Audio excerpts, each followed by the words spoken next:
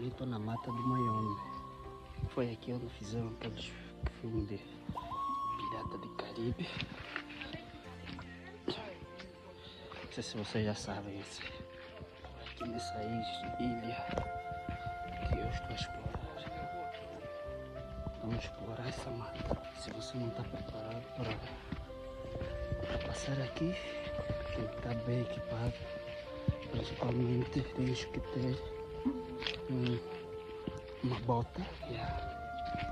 Existe a fricção, só de lembrar que esse país é rodeado de vulcões.